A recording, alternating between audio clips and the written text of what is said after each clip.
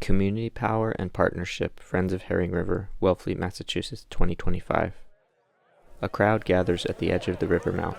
Groundbreaking Herring River Restoration Project Phase 1, March 31st, 2023. Today we celebrate the start of the construction of the Jaquesset Neck Bridge. Richard Waldo, former town administrator, Wellfleet, Massachusetts, addresses the crowd. This is the first phase of a multi-year project that, when complete, will restore hundreds of acres of the Herring River estuary. Jim Cantwell, Senior Advisor and State Director to U.S. Senator Edward J. Markey. This project is a testament to the remarkable grassroots efforts led by the Friends of the Herring River, and today we triumphantly mark and celebrate all those efforts. Congratulations. Text reads, the Herring River Restoration Project is the culmination of decades of science and community organizing. Friends of Herring River is a nonprofit organization born of devotion to the welfare of the estuary. Kayakers paddle through an estuary with marsh grass waving in the foreground. Don Palladino, 1936 to 2018, founder and former president, Friends of Herring River. Back in 2007, a group of citizens got together in response to a sense that the federal government, the state government, the official agencies needed some additional support. Elizabeth Wiley Chapman, founding and current board member, Friends of Herring River. This group of people were just a loose group of people. They weren't an organization. And so our chair, who had been going to those meetings, Don Palladino, A photo of Don Palladino standing at the edge of the marsh. decided that he'd be the first president. Photos of Gary Joseph, John Reel, and John Portnoy. Gary Joseph and John Reel and John Portnoy went into the community and got people that they think would be extremely valuable on a board like this. A drawing of a fish leaping out of a river. Friends of Herring River is a 503c nonprofit incorporated in 2009. Original logo. In 2009, when Friends of Herring River became a nonprofit organization, a board of directors was established. Krista Drew, Executive Director, Friends of Herring River. Members of the community who were volunteers at that point, who really provided some operational heft to the work of the Friends. Photos of board members and community members at gatherings, meetings, and walks. And many of us joined in because of our interest in the project, interest in our community, our science background, a variety of other factors formed Friends of Herring River. Water ripples through marsh grass. John Portnoy, PhD, National Park Service ecologist, retired, Cape Cod National Seashore. The initial reason for forming it was we needed a way to manage funds for the construction from various agencies and nonprofits. The camera moves rapidly across the water through the grass. Dale Rowe, Chair, Board of Directors, Friends of Herring River. And they needed to distribute the grant funds. So there was that very functional need. Rising up through grass to reveal a broad expanse of marsh. Jackie Faust, PhD, Treasurer, Board of Directors, Friends of Herring River. One of the main objectives of the Friends at the time that it was founded was to sit at the center of the project and understand everything that was going on, because with these multi-party projects, it's complicated. Flying upstream across water and patches of marsh grass. We really needed sort of an umbrella organization to look out specifically for the welfare of the river as a whole. And then to communicate with the community about the project with like one unified voice. Text reads, Friends of Herring River was tireless in their outreach to the local community to build public support for the restoration. Having a knowledgeable community is critically important. Photos of group walks. We've had over 150, 160 meetings with individuals. We've had various forums whereby individuals could come and be informed about how this project is taking place. Event flyers read, addressing important concerns about the Herring River Restoration Project. The Herring River Restoration Project needs your help. Take the survey. And a lot of what we needed to do is dispel misinformation and really address fears and really promote the science. Water flows rapidly through the old dike culverts. The dike had been in place for a very long time, and people were used to the salt marsh being choked off. A historic photo of the original marsh floodplain fades to current-day forest with dead trees. A series of photos shows scientists speaking at public meetings. What's really important is to be open to people's questions, to really validate them for having these questions. It was our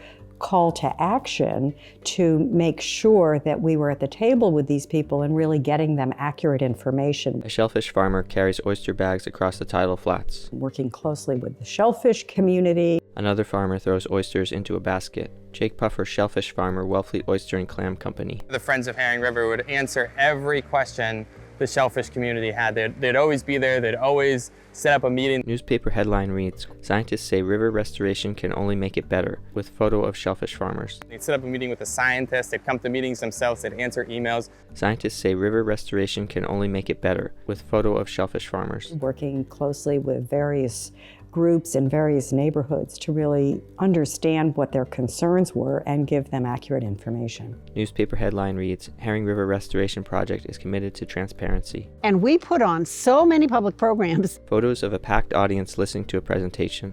I think we did 60 in 4 years, 60 programs in about 4 years, which is a lot. Gordon Peabody, Director, Safe Harbor Environmental Services. Once people realize they're not only they're being heard, they're being listened to, they're being responded to, now what, Now we can move forward together. At high tide, the dike sits across the flooded river mouth. I was frustrated by how slowly we went. It was like walking in molasses for about the first 10 years, and I only realized how slow it was when we got past the Cape Cod Commission and things started to fly. Video shows a packed room for the March 9, 2020 Cape Cod Commission hearing and various people presenting at the hearing. We had 100 people in the room at the Council on Aging and 40 people standing.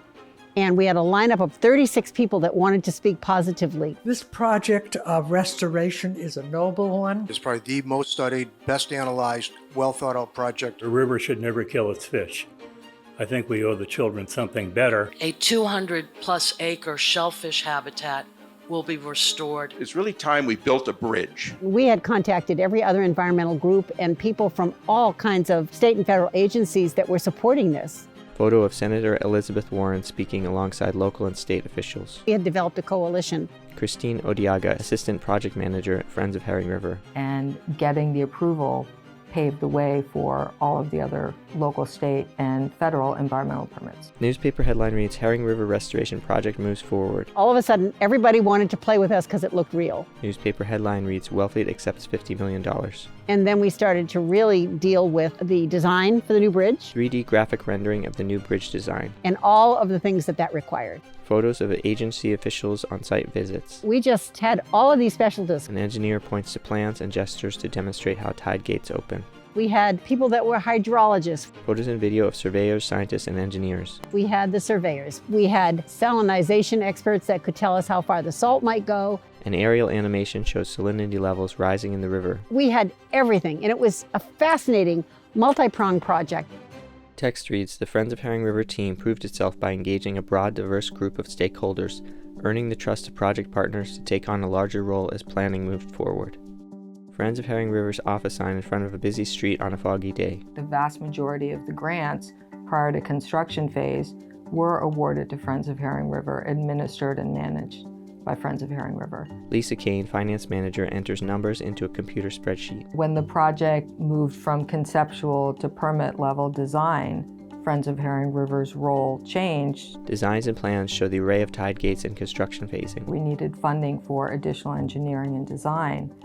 Friends of Herring River have taken a lead role in helping the contractors develop those plans. Photos of Friends staff and agency officials at permit hearings. And getting them reviewed and approved by the agencies in a timely manner to ensure that work can continue. We've worked very closely with the permitting. Close-up on hands pointing out permit documents. Apply for the permits, maintain the permits, and work with various regulatory agencies. Aerial views show an excavator and jackhammer demolishing the old dike next to new bridge construction. Now that the project is in its construction phase, the town of Wellfleet is managing the actual construction itself, and then the Friends of Herring River manages all of the non-construction contracts. Krista Drew and Lisa Kane talk and gesture as they look through documents at an office table. Which means that we are developing the scope, managing the contractors, all of the data collection, the deliverables, and all of the funding and all of the payment for those services all comes through the Friends.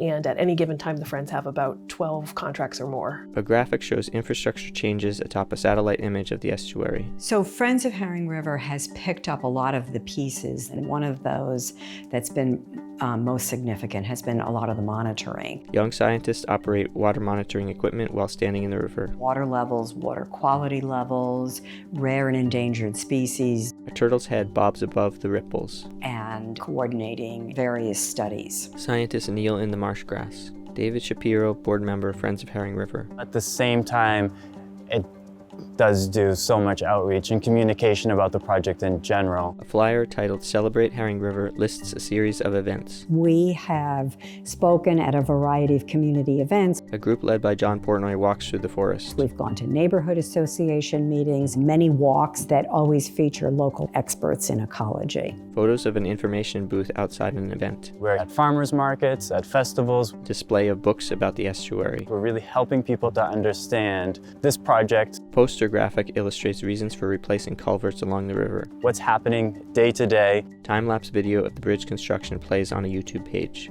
Give people updates on the construction and then what it's going to look like in the future as well and the benefits of projects like this. Jim Cantwell addresses the crowd.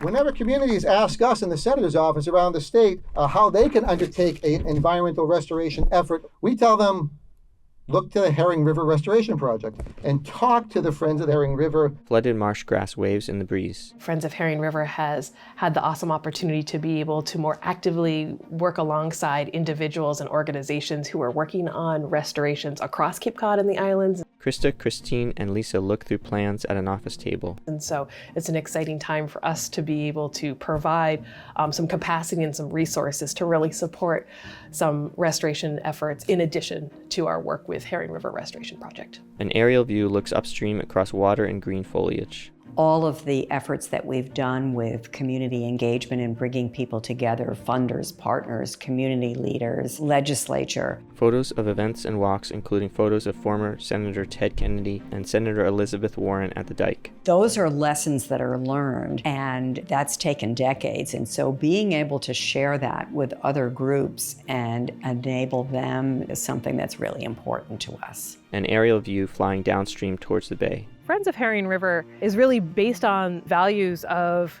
community power, of community organizing, advocacy, outreach, engagement. Scientists wade in the river. A diagram shows the existing dike culverts and proposed changes. Coupled with the necessity and efficacy of science-driven decision-making. Those two values, coupled with tremendous integrity in process and governance, are really, I think, what embodies Friends of Herring River. The groundbreaking crowd mills at the edge of the river mouth. That vision resonates in the community, and that excitement, that determination is contagious. Carol Ridley, Herring River Restoration Project Coordinator, Ridley and Associates. And I think that attracts success. It attracts the talent and success that's needed to make things happen. And I think that's the trajectory of this project. We started it because we're interested and we care and we had energy. Julian Sear, State Senator, Massachusetts. It wasn't something that, a bureaucrat somewhere dreamed up. A series of photos shows board members and community at a celebration. That came from local people right here on Cape Cod. Photos show a giant eel puppet marching in a parade. The Friends of the Herring River really challenging, I think, government to do better. Sarah Peak, former state representative, Massachusetts. So it's a real success story in community organizing and outreach and listening to people and having flexibility while never letting go of the core mission. Presented by Friends of Herring River, produced by Eben Portnoy, featuring Richard Waldo, Jim Cantwell, Don Palladino, Lisbeth Wiley-Chapman, Krista Drew, John Portnoy, Ph.D., Dale Rowe, Jackie Faust, Ph.D., Jake Puffer, Gordon Peabody, Christine Odiaga, David Shapiro, State Senator Julian Sear, State Representative Sarah Peak. Camera and sound, Eben Portnoy, Shirley Kim Ryu. Donald Palladino interview provided by Chris Simmons, Zygote Digital Films. Aerial footage courtesy of Dennis Fitzgerald, Michael Sestero. Design graphics and plans courtesy of Fuss & O'Neill Incorporated. Modeling visualizations courtesy of Woods Hole Group. Archival photos courtesy of Wellfleet Historical Society. Friends of Herring River logo. Copyright 2025 Friends of Herring River.